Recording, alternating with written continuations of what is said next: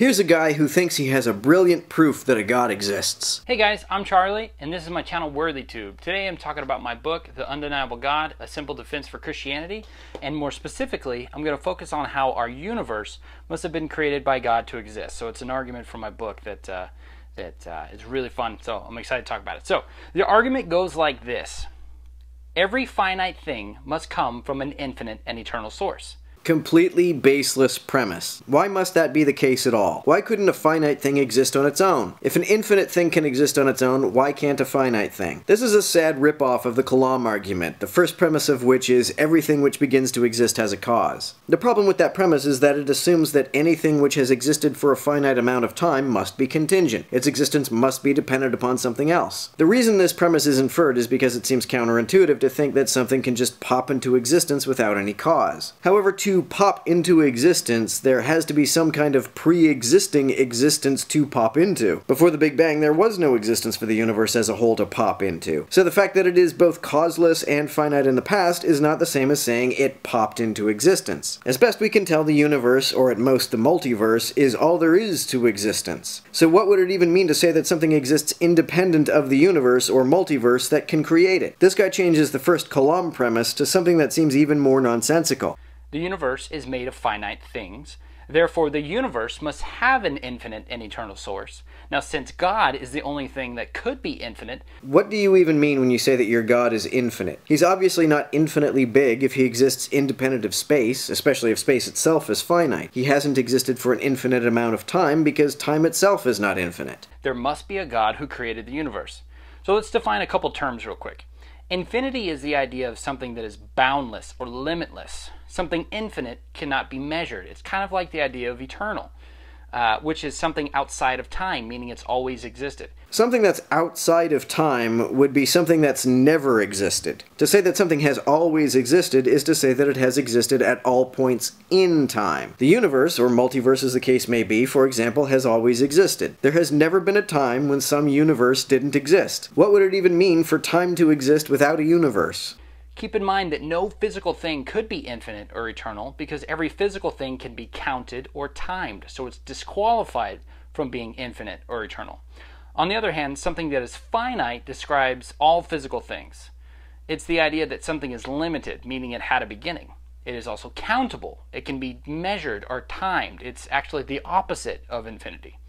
So to repeat myself, the argument goes like this. Everything in the universe must have an infinite and eternal source, meaning God. Even if everything finite needs an infinite source, why would this be the same as a God? Why couldn't it be an entirely unconscious, unloving, indifferent infinite source? In the same way, the universe is composed of space, time, and matter, so something outside of these limits must have created it.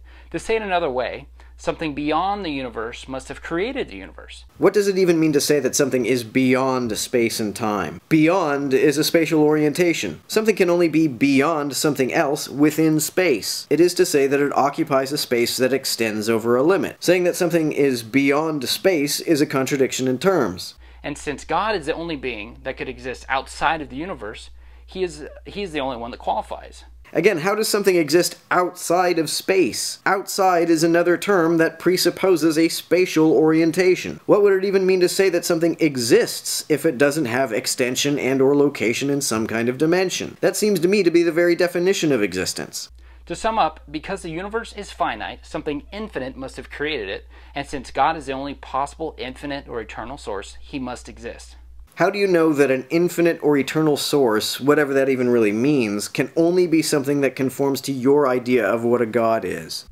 Now, many atheists will try to argue that somehow the universe created itself, or that there are an infinite number of universes, or that the universe has expanded and contracted an infinite number of times. None of those need to be assumed in order to infer that a God is not necessary for the universe's existence. Even if this is the only universe, and it's existed for a finite amount of time, it seems more likely that the earliest moments of the universe were simply a temporal edge, rather than an event in which the universe entered existence. If such an event occurred, it would make sense to ask what caused it. As best we can tell, though, such an event did not occur, because in order for any event to occur, time has to already exist. Since time did not exist before the universe did, there was no time in which anything, not a god or even the universe itself, could have performed the act of entering existence. If there was a singularity at the beginning of the Big Bang, it could not have been a creation event. It could only have been a temporal limit or edge.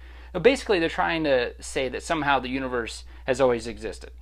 But this is actually impossible because the universe is composed of space, time, and matter. These things are finite, meaning they had a beginning. I don't agree that time stretches infinitely into the past, but it sounds to me like this dude's argument against time stretching infinitely into the past is just time can't stretch infinitely into the past. Why not? The evidence makes it look like time is finite, but he's not basing his argument on the evidence. He seems to think that the very concept of time necessitates that it be finite, but that doesn't seem to be the case at all. You cannot have an infinite number of finite things.